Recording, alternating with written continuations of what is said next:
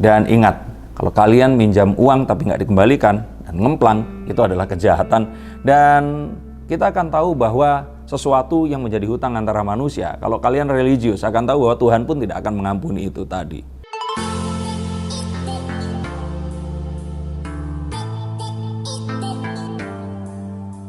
Halo Sensikers, kembali berjumpa bersama saya Denny Darko. Tidak ada yang namanya misteri, yang adalah tanda-tanda yang kita semua coba untuk mengerti. Dari kasus dugaan yang melibatkan dan menyeret nama MZ versus Uya Kuya, Denis Charista, dan beberapa artis yang lainnya ini, saya akan memberitahukan tutorial. Lagi musim kan tutorial untuk meminjam uang agar kalian bisa gali lubang tutup lubang terhadap utang atau kebutuhan yang kalian memang perlukan.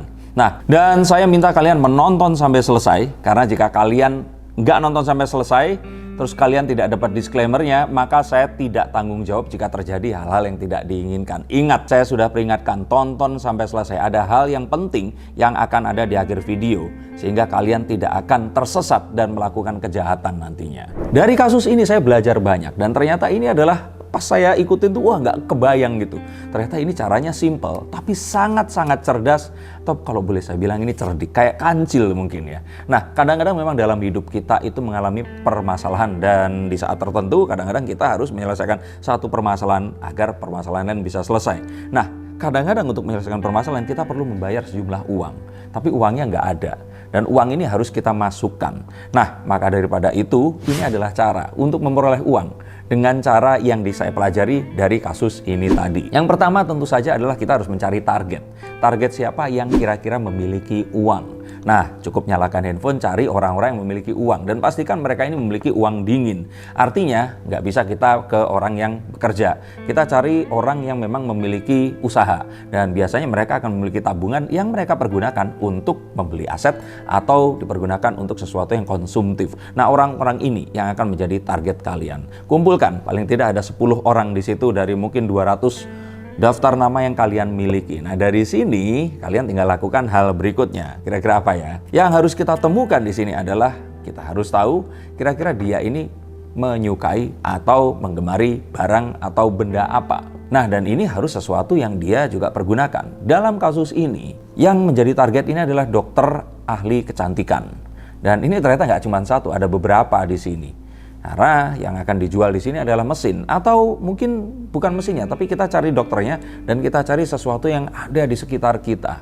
Nah, atau misalkan kalau Uya Kuya nih, orang seperti Uya Kuya kan kita tahu, kita nonton di sosial media, dia suka ngumpulin mobil, maka mobil ini adalah targetnya. Nah, maka itu gampang sekali untuk memprofile orang-orang ini tadi. Kita lihat sosial medianya, mereka menyukai apa. Kalau mereka ternyata koleksi atau pengumpul jam tangan atau tas, ya kita jual barang yang serupa itu tadi. Atau kalau mungkin mereka ternyata adalah seorang pencinta fauna, atau mereka ini pets lover, ya kita coba untuk menjual anjing atau binatang peliharaan tertentu. Lah, tapi kan kita nggak punya barangnya. Tenang saja, ini ada caranya. Tapi yang pasti adalah kita cari tahu dulu orangnya ini siapa, dan kita harus cari tahu kesukaannya apa. Dan satu lagi yang pasti adalah agar mereka ini tertarik, berikan dua hal. Yang pertama adalah sertakan alasan yang menyayat hati, dan itu butuh dibayar sekarang juga. Misalkan gue lagi kecelakaan nih, gue harus bayar titik. Atau gue lagi di rumah sakit nih, gue harus bayar titik. Atau apapun itu tadi, sesuatu yang sifatnya urgent agar mereka mau simpati dengan kita. Dan kedua, berikan mereka ini sense of urgency yang lain, yaitu ya udah, kalau lo nggak mau dengan harga segitu, kayaknya gue akan lempar ke temen gue nih, kayaknya dia akan mau dengan harga segini. Nah, dengan seperti itu mereka akan dipepet untuk memberikan keputusan sekarang juga. Ini adalah kunci penting. Yang berikutnya, kita harus temukan barang yang akan kita berikan. Nah, tapi barang ini tentu saja jangan dibeli, karena kalau dibeli kita akan rugi. Jadi, ke barang tersebut kita akan bilang, kalau bisa dipinjam, kita pinjam. Kalau tidak, kita titipkan sejumlah uang sebagai jaminan saat barang itu tadi dipinjam. Oke, setelah itu barang itu kita rubah identitasnya, kita tutupi kepemilikannya menjadi milik kita, dan kita tawarkan kepada orang yang akan kita target uangnya ini tadi. Nah, saat dia mengetahui barang ini tadi, dan pastikan harganya harus setengah atau lebih murah dibandingkan harga pasaran, maka orang ini pasti akan tertarik. Nah, barang yang kepemilikannya ini tadi tidak bisa atau sulit untuk ditelusuri, akan dengan gampang orang ini tadi akan percaya bahwa itu adalah milik kita. Nah, terus kemudian kita berikan, tapi ada satu triknya. jangan berikan barang yang persis sama. Karena kalau persis sama, barangnya bisa dipakai oleh dia ini tadi. Tapi barangnya itu harus agak meleset di sini. Jadi seandainya kita jualan handphone gitu. Saat misalkan orang ini mencari iPhone 13, nah kita akan bilang, ya iPhone 13-nya akan kita kirim nanti. Padahal yang ada ini adalah iPhone 11. Nah, karena kita bungkus, maka orangnya nggak akan tahu. Jadi, saat barang ini dikirim, ingat, saat barang ini dikirim, minta dia untuk mentransfer uangnya. Ingat ya, saat barang ini dikirim, minta dia untuk mentransfer sejumlah uang ini tadi. Kalau bisa, transfer setengah dulu sebagai DP. Nah, saat DP ini dikirim, dia kan belum lihat barang, tetapi dipastikan barangnya sudah di jalan. Kalau dikirim pakai kurir, kan kurirnya udah kelihatan di jalan. Atau dikasih Sherlock lokasi untuk jalan ke sana. Atau ya seperti itu tadi, diberikan sebuah penguat. Nah, lalu apa yang akan terjadi setelah itu? Nah, pastikan dulu uangnya nyampe dulu nih. Kalau perlu orang yang ngirim suruh tunggu di depan rumahnya, jangan masuk dulu. Nah, setelah uangnya kita terima, kita pastikan nanti bahwa barangnya sudah diterima, tapi uangnya kan sudah kita pegangkan di sini. Nah, di titik ini sesuatu yang paling menarik akan terjadi. Setelah barang tadi diterima, terus dibuka dan ternyata barangnya ini nggak sesuai dengan apa yang diminta, otomatis dia kan nggak akan terima barangnya. Nah, di saat inilah kita akan meminta dia untuk ya udah ulangin dulu deh barangnya, nanti gue kirim pakai barang yang benar. Nah, saat ini jika kalian beruntung, maka barang ini akan dikembalikan dan kalian dapat uangnya. Oke?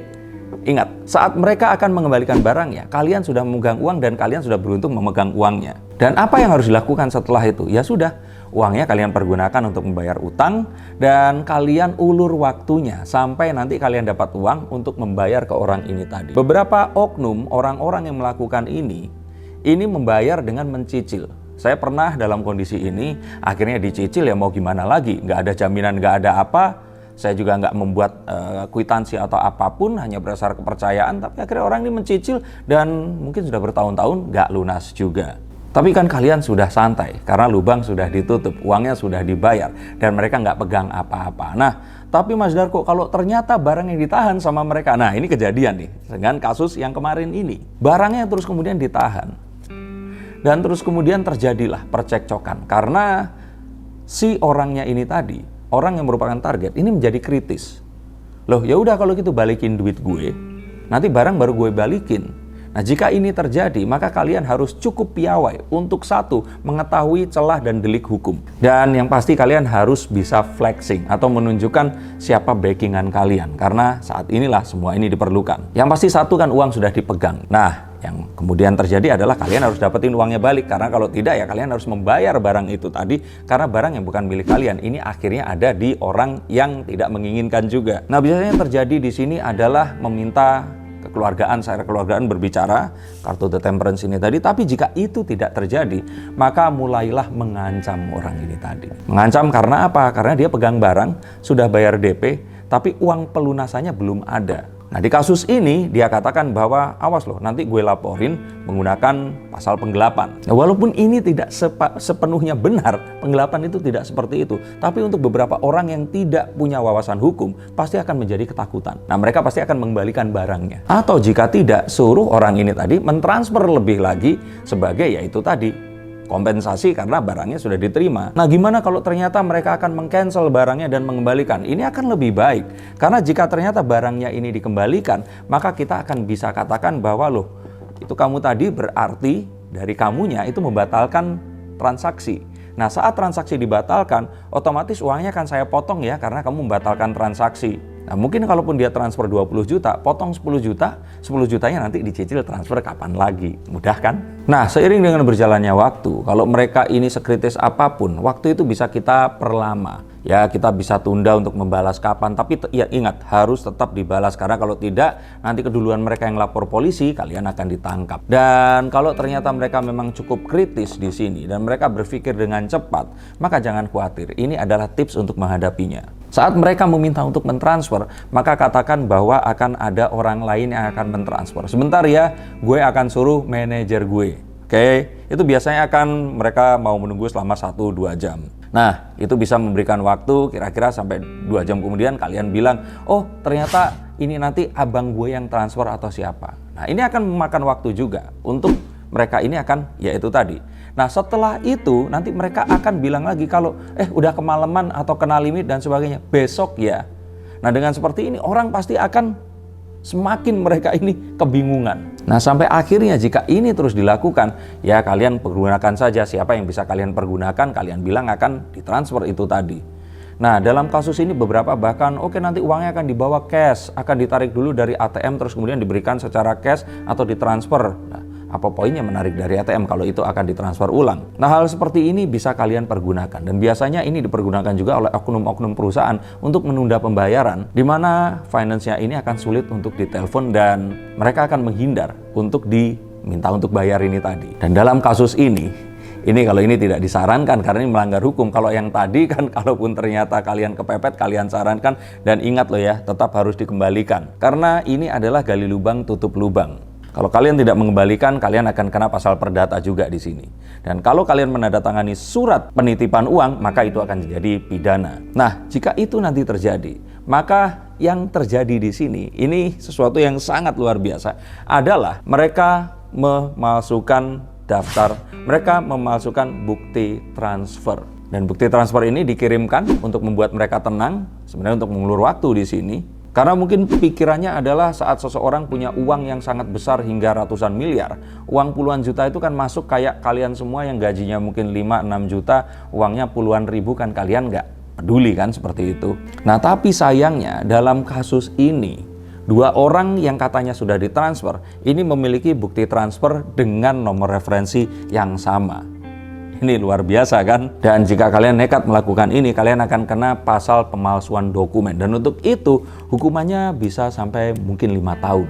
Dan di antara semua itu tadi, sebenarnya syaratnya ada satu.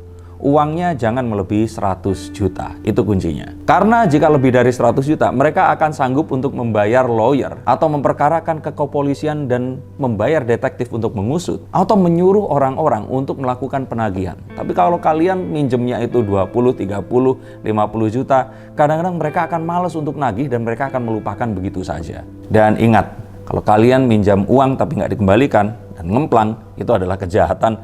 Dan kita akan tahu bahwa sesuatu yang menjadi hutang antara manusia, kalau kalian religius akan tahu bahwa Tuhan pun tidak akan mengampuni itu tadi. Maka sekali lagi, yang tadi saya katakan sebenarnya bukanlah sebuah tutorial.